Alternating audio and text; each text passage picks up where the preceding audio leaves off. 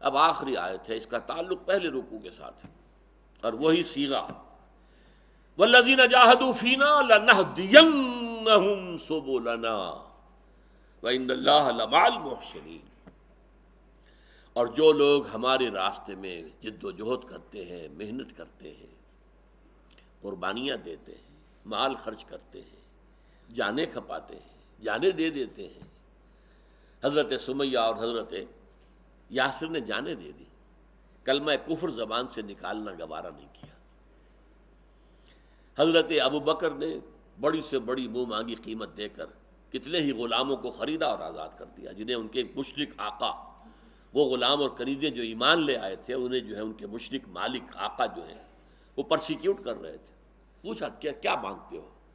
حضرت بلال کو خریدا ہے، امیہ ابن خلق کے غلام تھے حضرت بلال، وہ ستا رہا تھا بری طرح۔ آخر حضرت ابو بکر نے کہا دیکھو تم بیچتے ہو، میں خریدتا ہوں، ہاں لے جاؤ اسے، لیکن اتنے پیسے ہوں گے، لو حاضر، جو منہ مانگا دے دی۔ کس لیے دیا؟ تاکہ اللہ راضی ہو جائے، اللہ کے ایک بندے کے اوپر سختی جو ہے ختم ہو جائے۔ جو ان کے والد تھے ابو قحافہ، انہیں جب معلوم ہوا تو انہوں نے کہا کہ یہ کیا تم اتنا بڑا سودا کر کے آئے ہو، اس غلام کو تم نے خریدا ہے؟ کوئی اچھا غلام، تکڑا غلام، وہ جس سے کوئی کام بھی لیا جا سکے، وہ خریدا ہوتا۔ انہیں کیا معلوم تھا کہ اس سے زیادہ قیمتی غلام کون سا ہوگا، جس کے بارے میں حضرت عمر نے بعد میں کہا کہ بلال سیدنا، ابو بکر سیدنا، تقا سیدنا، ابو بکر ہمارے سردار ہیں جنہوں نے ہمارے سردار کو آزاد کروایا۔ سیدنا بلال، حضرت عمر کہا کرتے تھے، ہمارے آقا بلال، جو مؤذن اول ہیں اس دین کے، جن کو حضور نے کعبے کے اوپر چڑھایا تھا، اور کعبے کے اوپر کھڑے ہو کر یوم فتح مکہ پر انہوں نے اذان دی تھی، کعبے کی چھت پر کھڑے ہو۔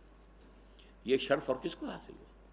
وہ کالا کلوٹا، موٹے موٹے ہونٹوں والا، بال جو ہے الجھے ہوئے خشخشی بال، وہ شخص تھا جو شین بھی نہیں کہہ سکتا تھا، سین کہ اشہد ان لا الہ الا اللہ۔ بہرحال حبشی تھے، ان کی زبان میں ان کی جو عادت ہے وہ شین نہیں بول سکتے تھے، لیکن ان کی اذان اشہد ان کی زبان سے نکلا ہوا، وہ جتنا میٹھا اور پیارا لگتا تھا اور کسی کی زبان سے کتنا ہی عمدہ اشہد ہو، کہاں وہ بات ہوگی؟ تو والذین جاہدوا فینا لنہدینہم سبلنا، ہمارا وعدہ ہے ان سے، ہم لازماً انہیں اپنے راستوں کی ہدایت دیں گے۔ یہ بڑا اہم، خاص طور پر جو لوگ اپنا یہ فرض سمجھتے ہوئے کہ اللہ کے دین کو غالب کرنا ہمارا فرض ہے، اس کے لیے جد و جہد کرنا ہمارا فرض ہے۔ اب کیا حالات سامنے آنے والے ہیں، اس میں ہمیں کیا کرنا چاہیے؟ ایک نئی صورتحال پیدا ہو گئی ہے، کیا کرنا چاہیے؟ 9/11 کا واقعہ ہو گیا ہے، اب کیا کرنا چاہیے؟ جو ہمارے راستے میں جہاد کرنے والے ہوں گے، جد و جہد کرنے والے ہوں گے، اب یہ دیکھیں یہ مکی صورت ہے، اور مکی کے بھی درمیان سے بھی پہلے کی، سن 5 نبوی میں نازل ہوئی ہے۔ مکی دور کا درمیان آئے گا سن 6 میں، 1 سال کے بعد، اور جہاد کا لفظ آیا والذین جاہدوا فینا لنہدینہم سبلنا ومن جاہد فانما یجاہد لنفسہ۔ یہ پہلے رکوع میں ہم پڑھ چکے ہیں، جو کوئی بھی جہاد کرتا ہے اللہ کی راہ پہ وہ اپنے لیے کرتا ہے، ہم پر کوئی احسان نہ دھرے، اپنی آخرت کے لیے، اپنی عاقبت کے لیے، اپنی کامیابی کے لیے، اپنی فوز و فلاح کے لیے کر رہا ہے، ہم پر کوئی احسان نہیں۔ میں نے کہا تھا کہ اس پہلے رکوع کے اندر ڈانٹ ڈپٹ اور دل جوئی اور ہمت افزائی دونوں جو ہے ساتھ ساتھ چلتے ہیں، اور کسی مربی اور معلم کا لیے طریقہ یہی ہونا چاہیے کہ وہ حوصلہ بھی بڑھائے اپنے شاگرد کا، ہاں بھائی ہاں تم ذہین آدمی ہو، ذرا سی محنت کرو، تھوڑی سی ہمت کر لو، تم بہت آگے نکل جاؤ گے۔ اور پھر ذرا اس کی غلطی ہو تو ڈانٹے بھی، کبھی دیکھے تو ڈانٹے بھی، سرزنش بھی کرے، ڈانٹ ڈپٹ بھی، حوصلہ افزائی بھی، ہمت افزائی بھی، نرمی بھی۔ والذین جاہدوا فینا لنہدینہم سبلنا، جو لوگ ہماری راہ میں جد و جہد کریں گے، محنت کریں گے، ہم لازماً انہیں اپنے راستے سجھا دیں گے، ہر مرحلے پر بتا دیں گے، ادھر جانا ادھر مت جانا، بتا دیں گے ہم، ہمارا وعدہ ہے۔ پھر میں نے آپ سے عرض کیا کہ یہ جو صیغہ ہے عربی زبان میں فعل مضارع سے پہلے لام مفتوح زبر کے ساتھ، آخر میں نون مشدد، ایک ہوتا ہے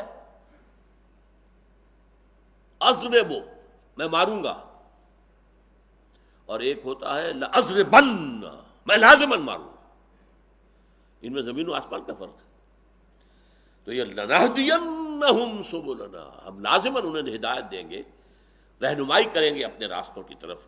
وَإِنَّ اللَّهَ لَمَعَ الْمُحْسِنِينَ، اور یقیناً اللہ ساتھ ہے احسان کرنے والوں کے۔ احسان کے معنی یہاں پر وہ احسان نہیں ہے جو آپ مجھ پر کریں میں آپ پر کروں، نہیں، احسان حسن سے باب افعال ہے، جو کام کرنا خوبصورت انداز میں کرنا، جو کام کرنا ہے بہتر سے بہتر انداز میں کرنا۔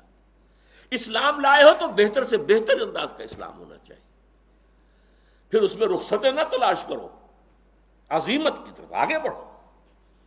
ہاں شریعت میں رخصتیں بھی ہیں، ماں باپ دونوں نے، سمیہ اور یاسر دونوں نے کلمہ کفر نہیں کہا، جان دے دی۔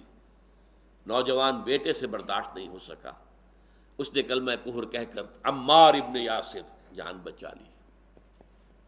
یہ بھی رخصت ہے، دین میں ہے، جان بچانے کے لیے کلمہ کفر کہا جا سکتا ہے، اگرچہ دل کے اندر کوئی کفر نہ داخل ہو، دل جو ہے مطمئن بالایمان، ایمان پر قائم رہے، صرف زبان سے کوئی کلمہ کفر کہہ کے اگر جان بچائی جا سکتی ہے تو بچا سکتے ہو، اس کی اجازت ہے، لیکن یہ رخصت ہے، عزیمت نہیں۔ عزیمت وہی تھی جو ماں باپ دونوں کما گئے، جان دے دی، لیکن کلمہ کفر بھی زبان سے نہیں نکالا۔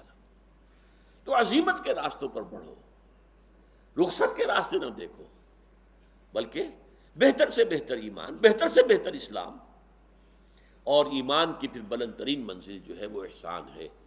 ان تعبد اللہ کانک تراہ فإن لم تکن تراہ فإنہ یراک، انسان اللہ کے لیے جد و جہد کرے، محنت کرے، بندگی کرے، اس کیفیت میں گویا کہ وہ اللہ کو دیکھ رہا ہے، اور یہ نہیں تو کم سے کم یہ تو ہو جائے کہ یہ یقین ہو کہ اللہ مجھے دیکھ رہا ہے۔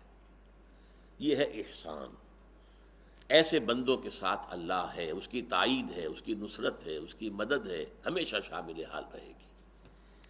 بارک اللہ لی ولکم فی القرآن العظیم ونفعنی وإیاکم بالآیات والذکر الحکیم۔